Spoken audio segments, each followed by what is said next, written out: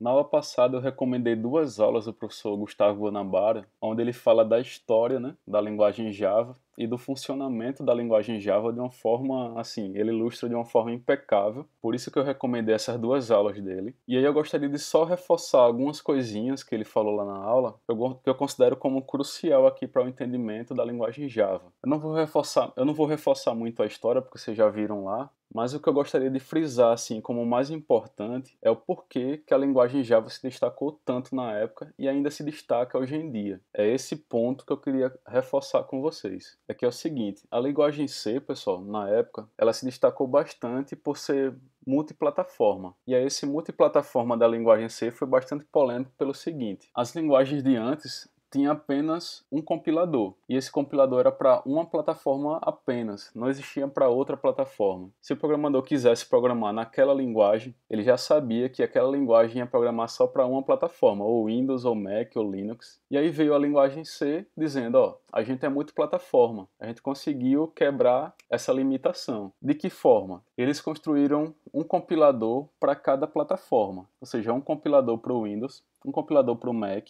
um compilador para o Linux.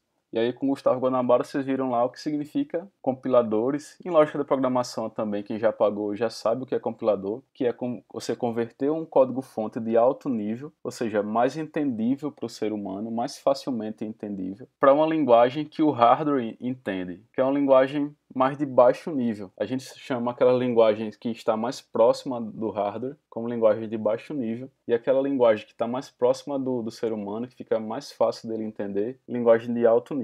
Então, quanto mais fácil for a linguagem de ser entendida, ela é considerada de mais alto nível ainda. Por exemplo, a gente pode programar utilizando diagramas, e a gente chamaria esses diagramas aí de altíssimo nível. Você pode programar ou modelar diagramas, e aí depois converter esse diagrama para código-fonte, que aí baixando um pouco mais o nível, e logo em seguida compilando esse código-fonte para código de máquina, e aí baixando de vez aí o nível mesmo, para a linguagem de máquina, tá certo? Então só reforçando essa questão dos níveis da linguagem, isso foi feito para facilitar a vida de quem programa. E aí para fechar de vez e para ficar mais claro ainda o entendimento sobre linguagem de alto nível, linguagem de baixo nível, linguagem de máquina, o que é linguagem de máquina, como eu já falei, esse assunto é bem extenso. Isso aí necessitaria de um curso, né? E não somente de uma aula ou de várias aulas, necessitaria de um curso só para entender isso. Que aí a gente vê em detalhes isso na disciplina de sistemas operacionais ou arquitetura de computadores, ou até na faculdade numa disciplina de compiladores. Teria que ter noção e aprender sobre isso. Mas aqui para ficar um pouco mais claro, eu trouxe o seguinte, ó. A gente tem um código-fonte Java, por exemplo, um print para exibir o Hello World na tela, um Olá Mundo na tela. Então,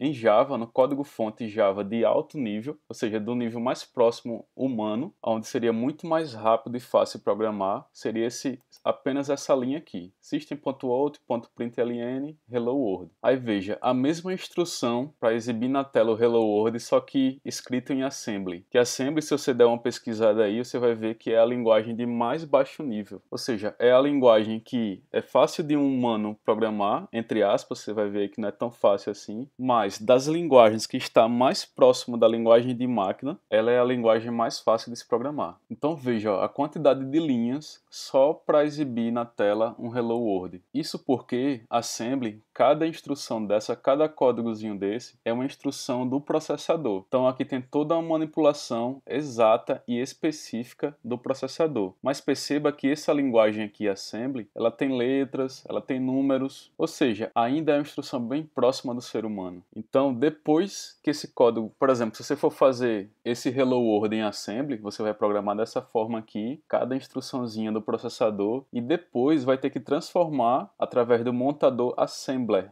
Então existe essa diferença, existe a linguagem assembler e existe o montador assembler. O que é que o montador assembler faz? Ele vai pegar cada instrução dessa, que ele chama de mnemônico, ou seja, mnemônico porque cada instrução dessa representa um código binário ou código hexadecimal. Então perceba aqui, ó, que o código transformado, esse sim, esse código transformado, que aqui está na versão hexadecimal, mas poderia muito bem ser representado pela versão binária, que é 0 e 1, que essa de fato é a que o computador reconhece. Então perceba, se você contar aqui o número de instruções, ó, 1, 2, 3, 4, 5, eu já contei aqui, dá 31, e dá a mesma quantidade aqui também, ó, 1, 2, 3, eu já contei, deu 31 aqui também. Então apesar do assembly, a linguagem assembly, ainda está um pouquinho um nível acima, ela é a linguagem mais próxima do hardware, e a transformação do seu código para o código binário ou o código hexadecimal, que aí sim, de fato, o hardware vai entender, é muito rápida. Por quê? Porque é 1 para 1. Uma instrução aqui no assembly é uma instrução do código de máquina que o processador ou que qualquer outra placa de hardware vai entender. Outro detalhe é que esse código aqui, que é o código que está em hexadecimal, de fato, esse é o código que a máquina entende. Não é qualquer editor de texto, não é um bloco de notas, nem um Word que vai reconhecer. Eles não reconhecem. Por quê? Porque esses editores estão preparados apenas para entender caracteres, texto. Ele não vai entender hexadecimal e nem código binário. Então, por quê? Ele vai pegar esse código aqui e vai converter para caracteres, de acordo com a tabela de caracteres que esses editores entendem. É por isso que quando lá na primeira aula eu fui abrir aquele bytecode Java, percebam lá que o editor, né, o bloco de notas, ele embaralhou os caracteres e ele não mostrou de fato o código em hexadecimal. Então, para que você consiga abrir um código de qualquer programa no formato hexadecimal, você precisa de um editor específico que lê hexadecimal. E uma curiosidade aqui, que é interessante, muitos hackers, quando vai tentar alterar um software ou um jogo, ou então até criar um crack de um jogo, né, para tirar a questão de licenças dele, ou até para transformar e modificar um jogo, criar um patch, né, eles precisam modificar esse código binário. E para que ele consiga modificar esse código binário, ele instala um editor de texto que reconheça hexadecimal, porque ele não vai manipular os binários, zeros e uns. Ele vai manipular porque é ainda mais fácil manipular hexadecimal do que binário. Então é isso, pessoal. Nós, seres humanos, entendemos melhor e muito mais rapidamente, escrevemos mais rápido, somos mais produtivos quando as instruções, quando uma linguagem, ela está na base 10 ou então em caracteres. Isso fica muito mais fácil para a gente. Já quando a gente vai representar uma mesma instrução, veja, isso aqui, qualquer ser humano que bata o olho nisso, ele não vai entender nesse código hexadecimal. Só que quando ele é transformado para caracteres normais, veja que fica muito mais fácil o entendimento. Qualquer pessoa que bata o olho aqui, ele vai ver o nome print, que tem a noção de informática, né, pelo menos. Ele vai ver o nome print, vai ver o nome alt aqui de saída. Isso aqui deve ser para programação que ele quer imprimir essa palavra Hello World. Então fica muito mais fácil. Então é isso. Quando você tem uma linguagem de alto nível, ela está mais próximo da linguagem humana. E quando você tem uma linguagem de mais baixo nível, ela está mais próximo da linguagem binária, que seria a linguagem do hardware. Então você vê que o assembly aqui, ó, ela está entre a linguagem de máquina e a de alto nível. Outra curiosidade também é que a linguagem C, ela não é considerada como uma linguagem de alto nível e também não é considerada como uma linguagem de baixo nível. Ela está aí no meio termo.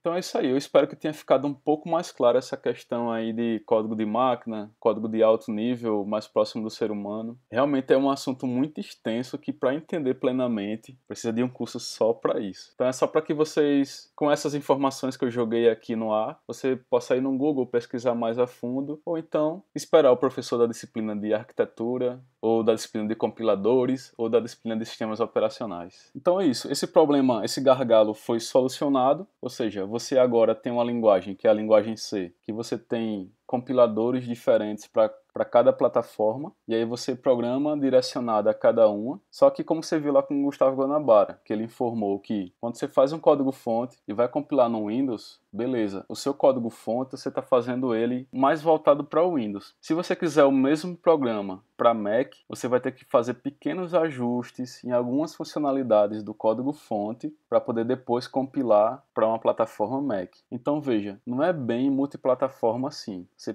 precisa fazer pequenos ajustes, mas já melhorou muito essa questão de uma linguagem multiplataforma. Já ajudou bastante a vida dos programadores. E aí então, vocês viram lá na história, né, que aquele grupo que trabalhava para a Sun na linguagem C++, eles estavam desenvolvendo um projeto que precisava ligar multiplataformas, ou seja, diversos dispositivos distintos. Então, se eu tenho diversos dispositivos distintos, é óbvio que eu tenho diversas plataformas aí. E agora, a linguagem C++, ela precisa programar um código para cada plataforma distinto. Como eu falei, com pequenos ajustes, ela possibilita isso, mas você tem que programar programas diferentes para essas plataformas. E agora, como é que eu ligo um programa apenas nesses diversos dispositivos para que eles se comuniquem entre si? Principalmente você viu lá, né, para a web, quando surgiu os navegadores. Você pode abrir um navegador num PC, num notebook, num smartphone, num relógio, em uma estação espacial. Então veja, eles necessitavam dessa comunicação com diversos dispositivos, com diversas plataformas. E aí, como é que soluciona esse problema? Eles decidiram o seguinte: a gente pode criar uma máquina virtual intermediária entre essas plataformas. Ou seja, a gente pode criar uma máquina virtual. E quando eu digo máquina virtual, eu digo máquina que tem processador, que tem memória, que tem HD, agora, tudo virtual. E se você ainda não ouviu falar sobre máquinas virtuais, talvez ainda não pagou a disciplina de manutenção ou arquitetura de computadores, ou até de sistemas operacionais, eu recomendo dar uma pesquisada no Google sobre máquinas virtuais, ou VMs. É muito interessante e eu até aconselho você instalar máquina virtual na sua máquina para ir treinando algumas coisas, para treinar formatação e tudo mais. Então é isso, veja a ideia dos caras. Eles criaram uma máquina virtual para cada plataforma, ou seja, uma máquina virtual para o Windows, por exemplo, uma máquina virtual para o Mac,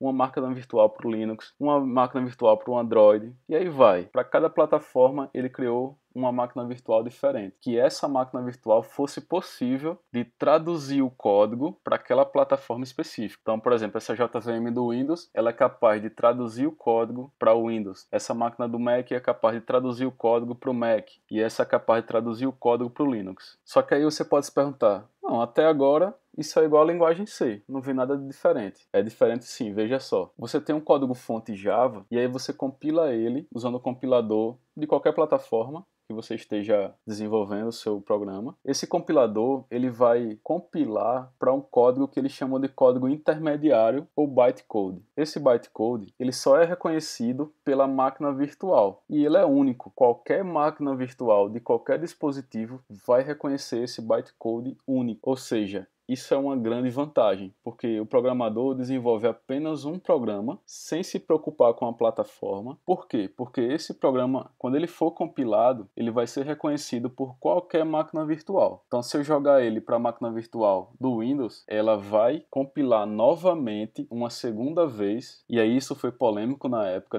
já eu explico por quê. Então, ela vai compilar mais uma vez, dessa vez para a plataforma específica. Se eu jogar esse mesmo bytecode numa máquina virtual do Mac, uma JVM do Mac, que a gente chama de Java Virtual Machine, né, ou máquina virtual Java, ela vai compilar de novo para o Mac. Então, se eu jogar esse mesmo programa na máquina de um cliente que tenha Linux, essa máquina virtual Java que está no Linux, ela vai compilar novamente, ela vai traduzir novamente para a plataforma do sistema operacional Linux. Isso sim foi a grande sacada. Você desenvolveu uma aplicação única, um programa único, que aí essas diversas JVMs de plataformas específicas, elas vão entender esse programa único, mas aí ela vai ter que traduzir. E aí foi a polêmica na época, porque na época as JVMs ou as máquinas virtuais específicas do Java, elas tinham alguns bugs em relação a isso, algumas perdas de desempenho, porque elas compilavam em tempo real. Como assim compilar em tempo real? Quando eu falo compilar em tempo real, na verdade, na literatura, eles falam de interpretar o código. Vou explicar melhor isso. Quando eu digo compilo o código, quando eu compilo o código, essa palavra compilar significa o quê? Que ela traduziu de uma vez por todas. O código está inteiramente traduzido. Já quando eu digo o código foi interpretado, significa que durante a execução do programa, cada linha daquela que a gente coloca no programa, quando ela é executada, ela é traduzida em tempo real. A cada vez que você vai exigindo uma funcionalidade do programa, vai clicando no botão de cadastrar livro. Então aquela funcionalidade de cadastrar livro, cada parte do algoritmo dela vai sendo traduzido aos poucos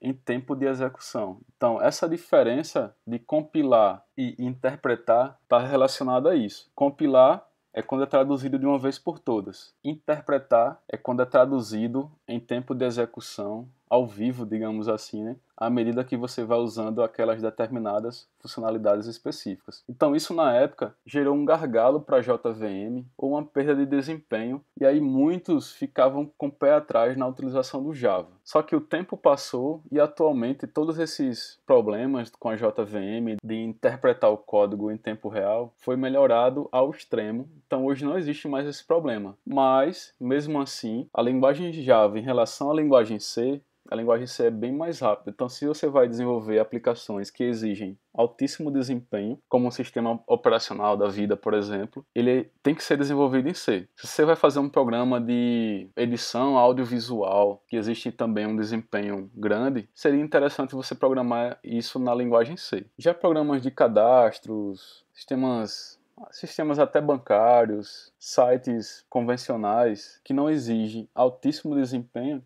você pode programar em Java tranquilamente. E o outro motivo é esse, né? Se você tem um programa, se você tem um projeto, que esse projeto ele precisa interligar multiplataformas, diversas plataformas, fazer com que elas se comuniquem, programar em Java vai ser uma grande vantagem. Então é isso, pessoal. É por isso que quando alguém, né, um usuário normal, vai executar um programa feito em Java na máquina dele, o sistema já diz, ó, não possui o Java. O aplicativo do Banco do Brasil mesmo. Para que você execute ele na máquina ou até no navegador, você precisa do Java instalado na sua máquina. E esse Java é justamente a JVM. Então tá aqui a ilustração, né, ó. Eu tenho um compilador, eu tenho um código-fonte Java, compilo ele utilizando qualquer plataforma, Windows, Mac, é independente. Isso vai gerar um bytecode que só as máquinas virtuais entendem, e essas máquinas virtuais elas recebem esse programa tranquilamente e vai converter em tempo de execução para a plataforma específica onde ela está instalada. Mais uma vez, só reforçando, ela não compila novamente para a plataforma específica, ela vai interpretar